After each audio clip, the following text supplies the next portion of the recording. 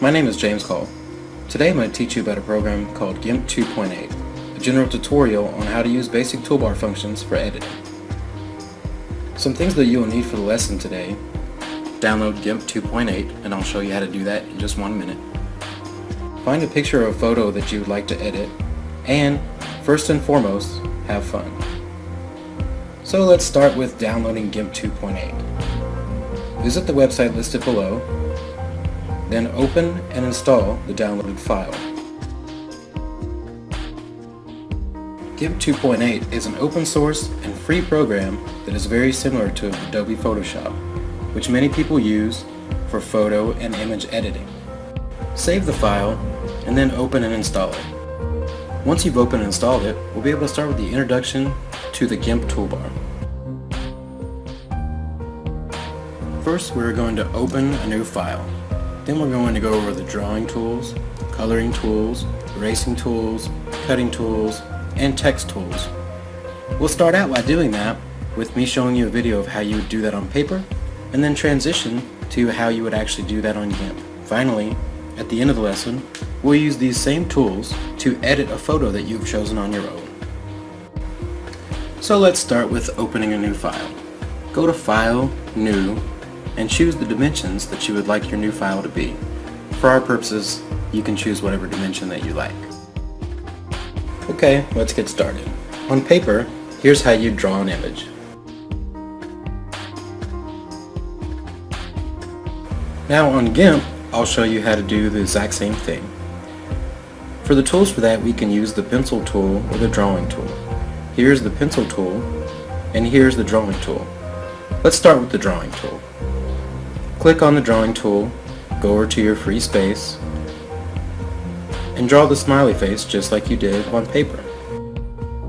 Now we have our smiley face on paper and on Gimp. But what if we wanted to color in the inside of the smiley face with a certain color? On paper, here's how you would fill in the image with the color green, but it's actually much easier using Gimp.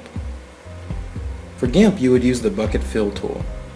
Click on the bucket fill tool, click on the color selector, and choose the color green that you would like to use.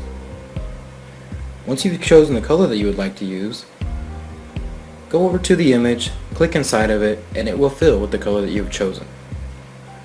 Now we have a green smiley face on paper and on Gimp. What if we wanted to cut out this image and paste it into another image? Here's how you do that on paper. It's very time consuming, and it is hard to make sure that you are accurately cutting the image around its edges. Here's what you're left with after you use scissors and paper, but on Gimp it's much easier. Using Gimp, you can use a tool called the Scissors Select tool. Click on the Scissors Select tool and click around the image to select a path of where you would like to cut and edit the image. Clicking closer together makes for a more accurate cut. Once you have chosen the path, click on the first dot that you made. You will see an infinity symbol in the middle. Click on the inside of the image and it is now selected, and you are able to edit it and cut it. The image is now in the clipboard. The result you have now is an outline with some of the file that Gimp did not cut out. Here's a way to edit this. We can use the simple eraser tool. But first, you have to go up to the select and make sure you have selected none. This deletes the path that you created as you were cutting the first image. Now you can go back to the eraser tool and simply erase the black outline that's left behind. A much easier way, without having to manually erase, is also to go to Select tool, select where you would like to delete, and simply hit delete. You can also use the ellipse tool or the freehand tool. These both accomplish the same thing. Next, we are going to add the image that we just selected and cut into a new image. On paper, we'll have to draw a new image on a different sheet of paper. But on Gimp, now that we have a clean slate from erasing, all we need to do is draw the body and then paste the smiley face into the image and place it where we desire. To do this, go to Edit, Paste, and you will see your image. To be able to move the selected image, you must use the Move tool. Now you can place the image where you desire. The last step will be to add text to the image. We can do this using the Text tool. Click on the Text tool, select an area where you'd like to add text, and simply type in the text that you would like to add. Now we have our complete image. So now let's try out some editing on an image that you've chosen. For my image, I chose a picture of the new head coach of Tennessee football, Butch Jones.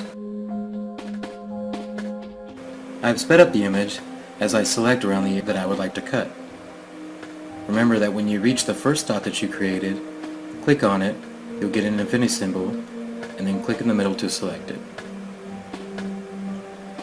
Go to your new image, paste it, remember to use the Move tool, and move your picture into place. You can now add your text.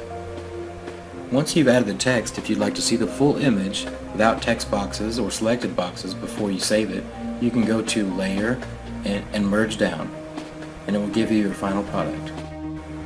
I hope you've enjoyed this tutorial today, and if you'd like to learn more about Gimp 2.8, type in Gimp tutorial on YouTube and see what the world of Gimp has to offer.